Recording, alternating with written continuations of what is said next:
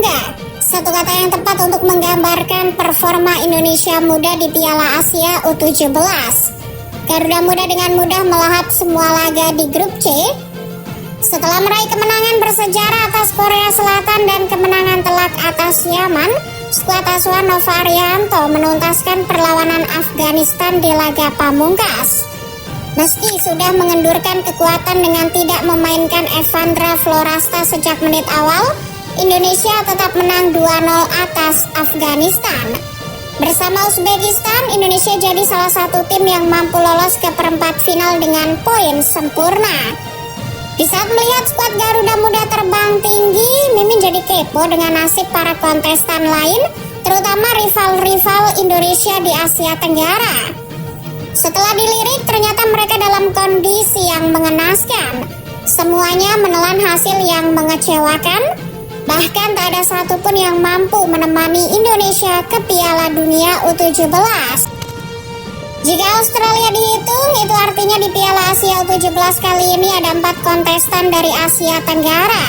Selain Australia dan Indonesia itu sendiri, ada Thailand dan Vietnam. Yang pertama kita bahas adalah Thailand. Rival abadi Indonesia di Asia Tenggara ini bergabung di grup A Piala Asia U17 2025 bersama Uzbekistan, Arab Saudi, dan Cina. Bergabung dengan grup sulit, nasib malang pun menghampiri Thailand U17. Kebalikan dengan skuad asuhan Nova Arianto, skuad asuhan Jaded Miller justru tak pernah meraih imbang, apalagi menang di babak penyisihan grup. Thailand kalah 4-1 dari Uzbekistan, 3-1 dari Arab Saudi, dan yang paling memalukan kalah 2-0 dari Cina. Lebih ngenesnya lagi, Thailand juga jadi bulan-bulanan kontestan lain.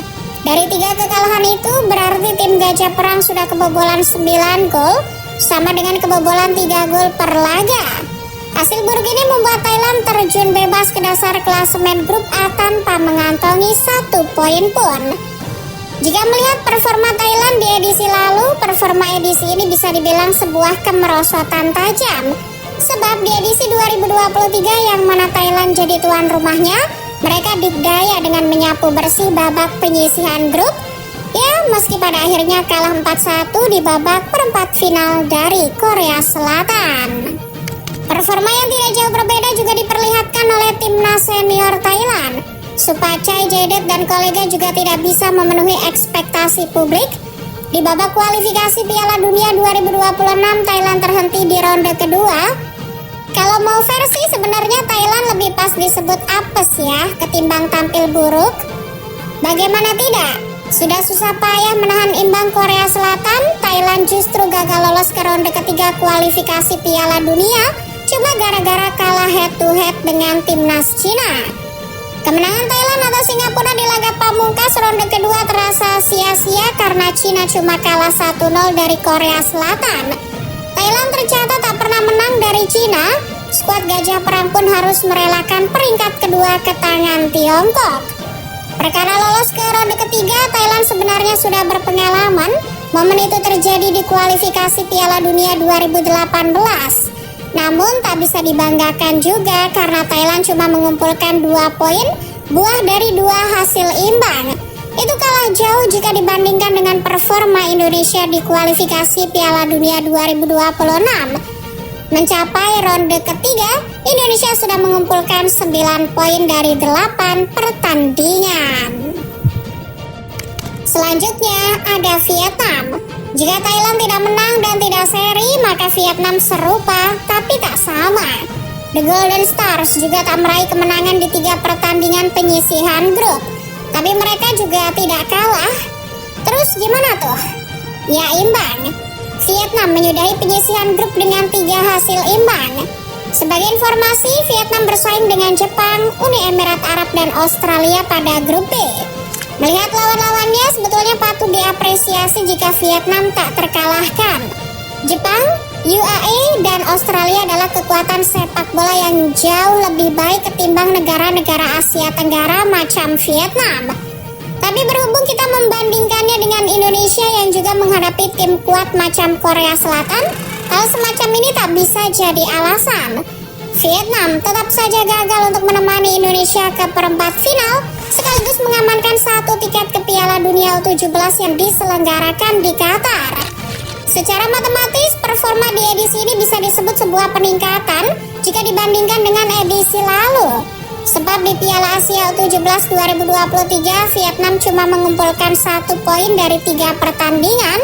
Meski cuma meningkat 2 poin, itu tetap sebuah peningkatan. Sedikit banyak ya harus disyukuri. Tim senior pun tak kalah buruk dari tim muda.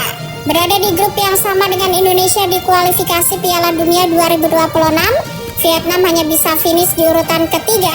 Skuad yang kala itu ditukangi Philippe Troussier meraih 6 poin, selisih 4 poin dengan Indonesia di urutan kedua. Sama halnya dengan Thailand, Vietnam sebetulnya sudah mencicipi mentas di ronde ketiga kualifikasi Piala Dunia, tepatnya di edisi 2022. Saat itu Vietnam masih mending daripada Thailand, karena skuad yang masih ditangani oleh Park Hang-seo itu meraih 4 poin, dengan rincian 1 kemenangan dan 1 hasil imbang dari 10 pertandingan. Vietnam boleh saja lebih baik dari Thailand, tapi kalau tolok ukurnya Indonesia ya jauh bos. Australia barangkali jadi yang paling memalukan di Piala Asia U17. Padahal mereka merupakan salah satu tim unggulan yang tergabung di grup B bersama Jepang, Uni Emirat Arab, serta Vietnam. Tapi tim muda Australia justru melempem. Mereka hanya menang sekali di babak penyisihan grup, sehingga hanya mengumpulkan 4 poin. Sejatinya jumlah poin Australia sama dengan Jepang dan Uni Emirat Arab. Namun Australia tidak lolos dari fase grup Piala Asia U17 karena kalah head to head.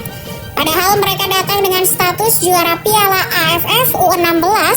Mereka juga sempat mengalahkan timnas Indonesia U16 asuhan Nova Arianto di semifinal dengan skor 5-3. Beda jauh dengan skuad seniornya yang cukup perkasa di kualifikasi Piala Dunia 2026. Hingga match day ke-8, Australia masih bercokol di urutan kedua dengan torehan 13 poin. Meski sempat kehilangan poin di beberapa laga, Australia tetap bisa menjaga jarak dengan Arab Saudi di urutan ketiga. Performa ini terbilang stabil mengingat di edisi Piala Dunia 2022, Australia harus melalui babak keempat untuk lolos ke Piala Dunia. Jika Thailand tak pernah menang dan tak pernah seri, lalu Vietnam tak pernah menang dan tak pernah kalah, maka Malaysia justru tak memainkan pertandingan sama sekali. Gimana mau main di Piala Asia U17, wong lolos saja enggak. Di babak kualifikasi Piala Asia U17, Harimau Malaya gagal menjadi salah satu runner-up terbaik karena cuma mengumpulkan 1 poin. Bagi Malaysia, kegagalan lolos ke Piala Asia U17 2025 jadi pukulan telak.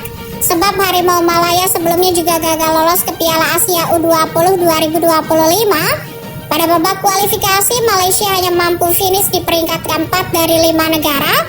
Bukan hanya pada level usia muda, Malaysia juga belum pasti berlaga di Piala Asia 2027. Malaysia masih harus berjuang lewat kualifikasi babak ketiga. Fase ini sudah dimulai sejak Maret kemarin. Harimau Malaya tergabung dalam grup F bersama Vietnam, Nepal, dan Laos. Membuka laga perdana dengan kemenangan 2-0 atas negara asal Kamartaj, tempat pelatihan para master seni mistik dalam film Doctor Strange. Dari sini saja sudah kelihatan gap antara Indonesia dengan negara-negara Asia Tenggara. Benar kata iklan rokok yang satu itu, beda kelas, harusnya nggak usah dibahas.